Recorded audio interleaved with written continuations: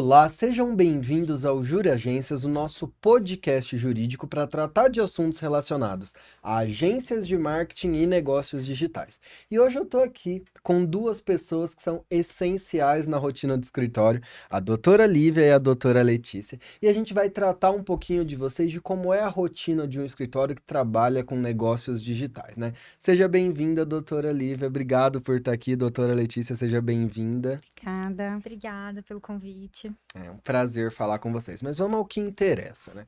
Quando a gente fala que a gente trabalha num escritório voltado para negócio digital, acho que o pessoal pensa naquelas cenas de carro voador e não é nada disso, né? O escritório é um escritório normal, a diferença é que a gente é especializado no nosso cliente. Sim. E é muito legal porque eu gosto muito de trabalhar no digital e eu não sei se vocês têm essa mesma visão. O público do digital é muito bacana, os nossos clientes são muito bacanas. O escritório ele trabalha quase que 100% de forma remota, então a gente faz muita videochamada, troca muita ideia de longe, mas é muito interessante saber que é um público que já está acostumado com isso e já está conectado com isso. É um público jovem, é um público alto astral, então a gente tenta manter a linguagem do escritório nessa pegada também, mais jovem, mais alto astral, fazer se entender. E uma coisa legal de estar nisso também é que a gente consegue entender quais são os principais erros que as agências e os negócios digitais cometem no dia a dia, tá? Doutora Lívia, começando por você, na sua visão, qual é o maior erro que as agências e os negócios digitais cometem do ponto de vista jurídico? Eu acredito que é a parte contratual, tanto na parte de não ter um contrato, quanto de ter um contrato que não é bem estruturado. E o que isso pode gerar? Qual é a dificuldade que isso pode trazer? Eu acredito, na verdade, que é na parte jurídica posterior, se houver alguma demanda judicial. Ou até na parte de cobrança do cliente, né? Como é que você cobra um valor mensal se você não tem escrito ali? Porque o mundo jurídico, ele não se resume apenas a instâncias judiciais, né? Existem formas ali de cobrar extrajudicialmente. Como que você exige do seu cliente alguma coisa se você não tem um contrato bem estruturado, não tem algo redigido falando nesse sentido? E o diz que me diz é complicado, né? Porque quando você tem um contrato, lá tem a descrição do que a agência vai fazer, o que ela vai prestar, quais são os limites. Porque tem cliente que suga a vida da agência, que suga a vida do gestor de tráfego, do social media. É complicadíssimo trabalhar com alguns tipos de clientes. E aí a gente tem que levar em consideração também que um contrato ele serve para isso, para fazer essa proteção, para estar no papel que é feito, gente. O que tá no papel, tá escrito, né, doutora? E um bom contrato é aquele que ambas as partes entendem e é justo para ambos os lados. Exatamente. Já aproveitando e falando um pouquinho do escritório, quando você fala disso, é importante ter um contrato com clareza, né? Aqui na W Marques a gente trabalha com contratos em visual law, que Isso. tem a principal intenção de tornar um contrato simples de entender, né? Como é que é esse contrato em visual law, doutora? O que é a diferença dele? Então, quando eu fiz um curso de legal design, eu achava que o visual law, o legal design era aquele algo super colorido, super brega, que às vezes alguns advogados apresentam É verdade. judicialmente, né?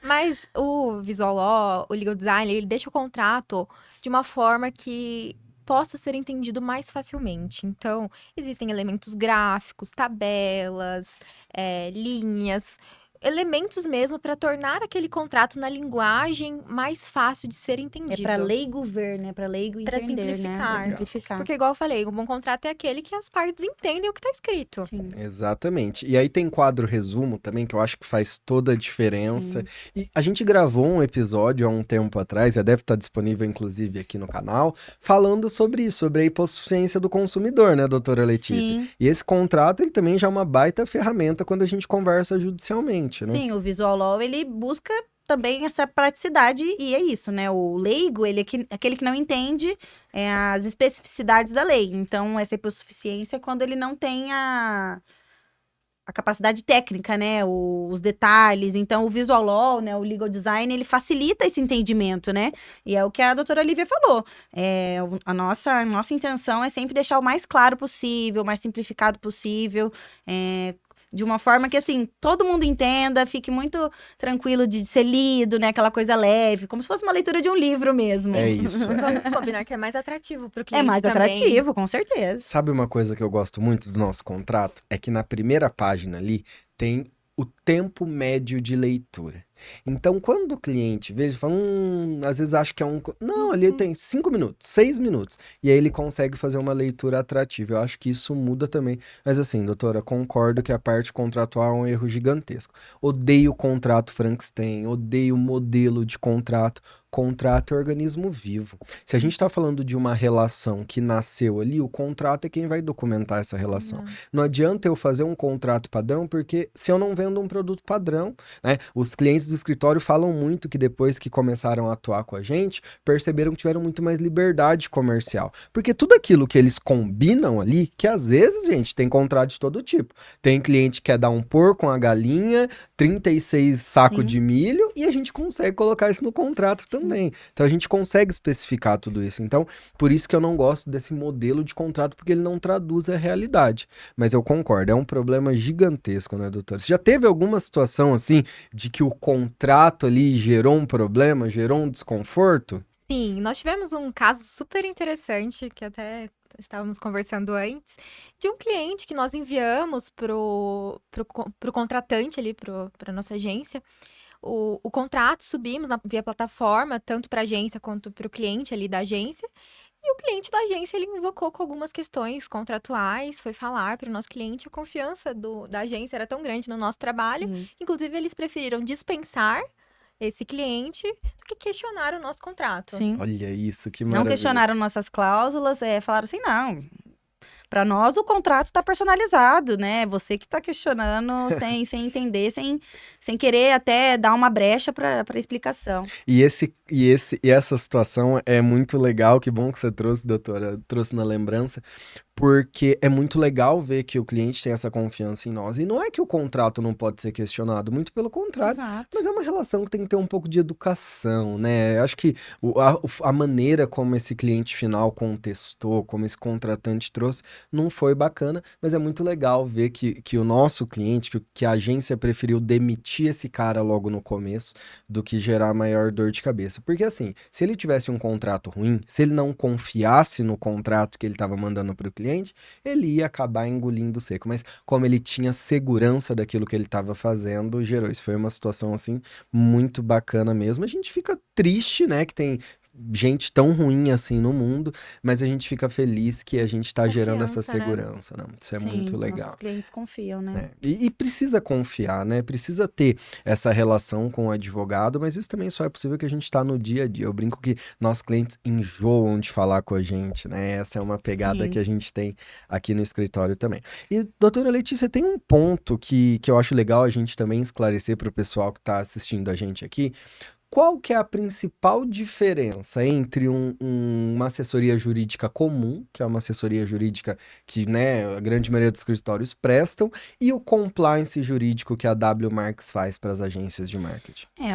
O compliance que nós prestamos não é aquela assessoria simples, né? Assim, direta e objetiva. A gente cuida desde os mínimos detalhes até a mediação de conflitos, o gerenciamento de risco, um planejamento tributário, se necessário, um planejamento trabalhista, né? A gente cuida dos mínimos detalhes, né? Então, assim, tudo que é necessário, que a empresa busca no compliance, a gente dá essa assessoria para a empresa. É abraçar a empresa abraçar a mesmo, empresa. né? Trazer, ajudar a agência a crescer. Porque senão fica aquele negócio seguro de carro, que você paga e reza para não usar. Para não usar. E não é isso que Não a é gente essa a quer. intenção, né? A ideia, pelo contrário, é que usem muito o jurídico. Eu também gosto muito desse ponto do compliance, que é a nossa atuação ativa, né? Que somos Isso. nós que atuamos junto ao cliente, é a gente que vai buscar informações, é a gente que vai trazer para ele os pontos, é a gente que vai mapear o risco, né? É entrar no negócio dele e falar, ó, você tem risco aqui, aqui, aqui e aqui. Então, eu acho que é um investimento que ele se justifica. É um investimento que faz sentido. A gente já citou aqui questão de contrato, já citou hipossuficiência do consumidor, são todas questões que fazem com que a agência tenha qualidade mesmo para crescer, Isso. porque não é difícil crescer no mercado das agências, tem muito campo. Sim. Mas se crescer errado, se crescer sem segurança, é muito fácil de quebrar. Exatamente, né? Se você tá bem amparado, né, você consegue crescer e alavancar, né?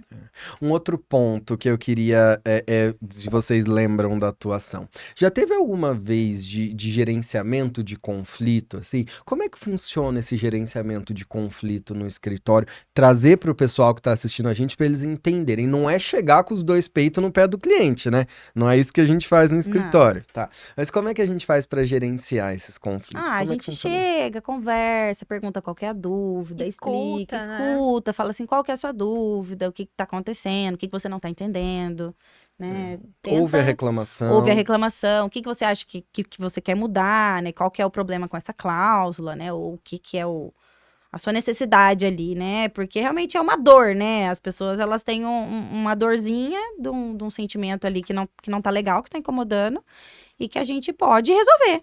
Acho que o principal ponto é eles se sentirem escutados. Às vezes eles só Isso. querem desabafar. Isso acontece bastante, né? Só Sim. que às vezes a agência não tem tempo para ouvir esse cliente, não é o core do negócio Ou dela. eles nem querem ser escutados pela agência, né? Por isso a importância de um. Às vezes precisam de alguém de fora, né? Uma outra visão, alguém que Sim. chega de uma forma mais neutra. Isso é muito importante. Eu acho que quando a gente planejou esse compliance, a nossa principal intenção era deixar com que o dono da agência, o empresário digital, ainda que seja a urgência, ainda que seja o gestor de tráfego que trabalha sozinho, deixar que ele foque no trabalho dele.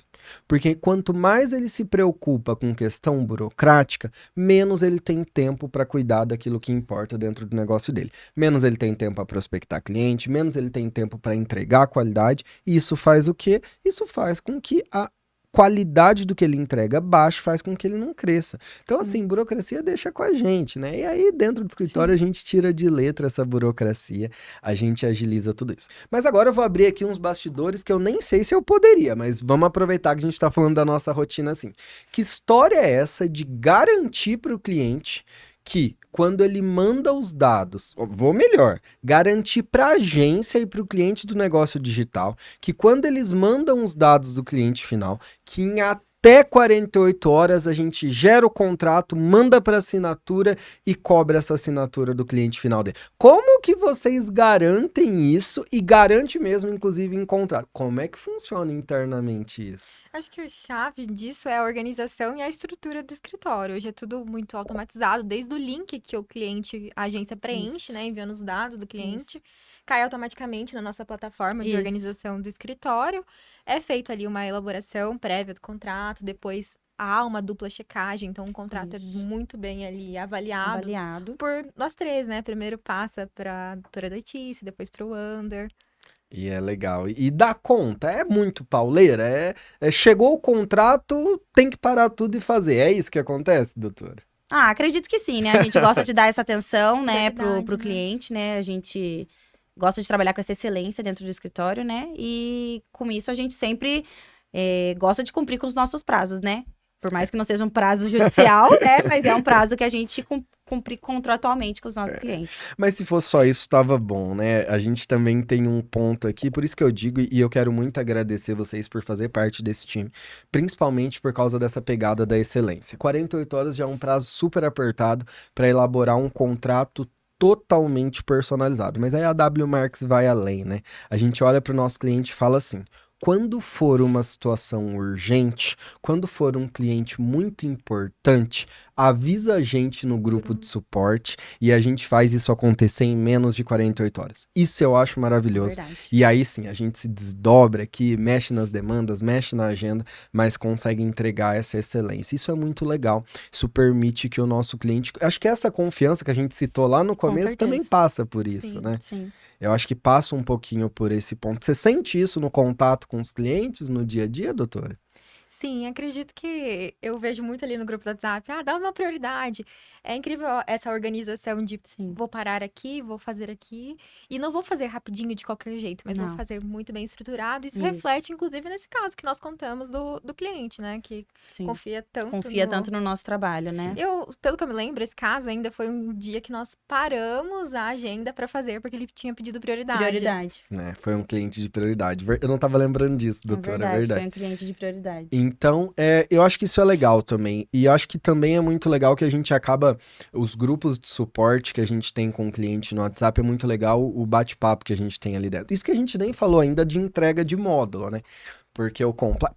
Agora eu vou abrir um pouquinho para vocês como é que funciona esse compliance. A gente tem sempre os módulos, que são módulos de entrega. Então, nesses módulos de entrega, a gente olha cada vez por mês para um ponto específico do negócio digital. A gente vai olhar uma vez para a parte tributária, a gente vai olhar para a parte trabalhista, a gente vai olhar para a parte do consumidor, a gente vai olhar para a parte contratual. Então, além de prestar esse serviço, de fazer os contratos, de estar dando todo o suporte mensal, de fazer a cobrança dos contratos do cliente, nós ainda temos implementação. E o que eu gosto, doutores, é outra coisa que também me deixa muito feliz do trabalho que a gente faz, é esse caráter educacional que o nosso compliance tem. Não é chegar no cliente da agência e empurrar a goela abaixo que ele tem que fazer. Verdade. É dar ferramentas para ele escolher, né? Sim. Então essas reuniões de entrega são sempre muito gostosas, muito prazerosas.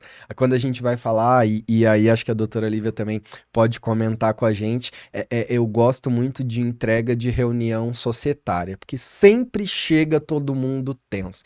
Parece que as pessoas têm medo de falar da relação de sociedade que elas têm, né? Então chega super tenso ali, super congelado, e aí a gente vai tratando isso com naturalidade, com tranquilidade, isso funciona bem. A doutora já acompanhou algumas entregas dessa, essa é a sua impressão também? Sim, eu também vejo muito isso na reunião com o colaborador. Igual nós fizemos uma ontem, que percebemos ali uma certa resistência de início no WhatsApp, né? As coisas foram fluindo, explicando por videochamada para ele. E tudo que ele falou foi escutado. Inclusive, alguns pontos do contrato que ele falou, olha, eu acredito que deveria ser assim. Vai ser levado para agência, para empresa ali, para discussão, né? Então, é legal que nós escutamos ambos os lados. Eu acho que a advocacia, aí eu vou abrir um pouco mais, né? Eu acho que a advocacia tem que sair do pedestal. Eu acho Sim. que não dá mais pra ter aquela figura do advogado de terno falando que ubilubilou. Pelo amor de Deus, não é mais isso que a gente Não é uma precisa. imposição mesmo, não é. A gente já tá num mundo que a advocacia ela tem que integrar o dia a dia, porque é pra isso que a gente tá aqui. E aí, doutor, eu queria que você comentasse um pouquinho sobre como é que é isso no dia a dia, como é que é lidar com o cliente no dia a dia e fazer ele entender que não existe uma barreira entre o jurídico e a agência, para ele entender que nós somos um setor dentro da agência dele, né? A gente tenta criar, né, essa proximidade, o suporte que a gente tem ali, esse WhatsApp do suporte, né? A gente tenta todo dia estar ali ativos, conversando, mostrando para eles que a gente tá ali, ó, precisando de algo, a gente tá aqui. Eu acho que essa proximidade que o escritório mostra, essa intimidade, querendo ou não, que a gente traz para eles, né, para as agências, mostra que eles podem contar com a gente para qualquer coisa. Então, né, como esse compliance, né, que é a advocacia que a gente trabalha hoje. Não, bacana. Então, eu acho que é isso que faz com que se mostre consolidado isso que a gente quer mostrar. Bacana. Agora, para a gente voltar no raciocínio, né? E na sua visão, doutora Letícia, qual é o maior erro que as agências e os negócios digitais cometem no dia a dia? Eu acho que hoje é não pensar antes do problema acontecer, né? Seja qual ele for, seja um problema trabalhista, seja ele um problema civil, seja ele um problema tributário, né? Um problema criminal, né? A gente não sabe, né? Hoje tem os crimes cibernéticos, né? Os crimes digitais. Então, eu acho que é não pensar antes do problema acontecer, né? Deixar a bomba estourar para depois ir atrás de um advogado. Eu acho que se você tem um preventivo, um escritório atuando ali para você, e você, opa, tem um alerta aqui, deixa eu já ir ver o que é isso aqui. E você já se previne e fala, não vou seguir com isso daqui, né? Isso daqui já tá me dando um alarme. Então, você já se previne de uma bomba explodir. Eu acho que isso é o maior erro, né? Dessas agências que não se posicionam antes do problema acontecer. Então, Legal. sim, pode ser evitado, né? Sempre pode ser evitado. E o triste é que no Brasil, triste e bom, que no Brasil ninguém faz, nem agências, nem grandes empresas, só talvez as multinacionais. E quem fizer isso sai na frente no mercado. Isso para Sim. mim é uma realidade muito clara, né? Eu acho que quem se preocupa com isso, quem tá vendo esse podcast, quem tem esse interesse, com certeza sai na frente. Eu acho que isso é muito importante. E para você, qual é o maior erro que existe nas agências de marketing? Não contratar gente. Não tem erro maior que isso. Eu acho que, brincadeiras à parte, eu acho que entender que a gente precisa profissionalizar e focar no core do negócio. Gente, eu sou péssimo com algumas coisas. E tá tudo bem. Não dá pra ser bom com tudo. Então, não adianta eu ficar focando a minha energia, a minha vontade, a minha força de trabalho naquilo que eu não sou bom, não sou especializado, né? Terceiriza aquilo que não é o seu core. Então, por exemplo, eu sou péssimo com desenho. Eu não sei desenhar um homem palitinho. Gente, eu não vou ficar me matando para fazer um Sim. desenho. Eu vou terceirizar isso para quem é Desgastando, bom. né? Exato, Sim. para gerar desgaste, sabe? Eu sou curioso, eu adoro mexer no Photoshop. As minhas artes são horrendas de Tem que saber bregas. delegar, né? Então, assim, pô, a gente tem um baita suporte que cuida disso pra gente no escritório. Não adianta você querer fazer aquilo que não é o core do seu negócio. E as agências precisam entender isso. Geralmente é um dos sócios que vão lá e corre atrás de contrato e preenche contrato e cobra o cliente quando cobra, ou não assina e vira aquela bagunça. Geralmente é um dos sócios que tem que ficar correndo atrás quando tem um problema de negociar isso com o cliente. E aí você vai e gerencia uma crise com o cliente aqui hoje, ainda tá os dois ali machucados, chateados, e amanhã tem que falar sobre uma entrega. Então, essa parte da burocracia, ela toma muito mesmo das agências. Ela evita que as agências cresçam. Então, para mim, o maior erro é não terceirizar isso. É não olhar para alguém que você pode confiar. Imagina que cenário maravilhoso se você pudesse terceirizar a burocracia, ter contratos totalmente personalizados, ter gerenciamento de crise, se você pudesse não correr tantos riscos trabalhistas, planejar a sua operação, se você pudesse fazer... Peraí, tudo isso já tem. É só contar com Sim. compliance da WMarks. Então, esse cenário que parece um cenário perfeito, ele já existe.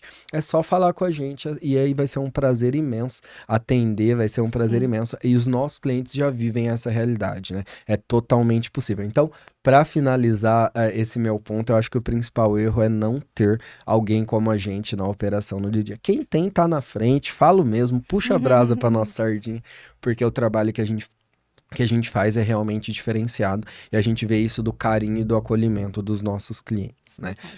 Para finalizar, tem que ser sincero agora, tá? Eu quero saber de verdade. Vocês gostam de trabalhar com essa área? É algo que, poxa, dá ânimo e dá felicidade?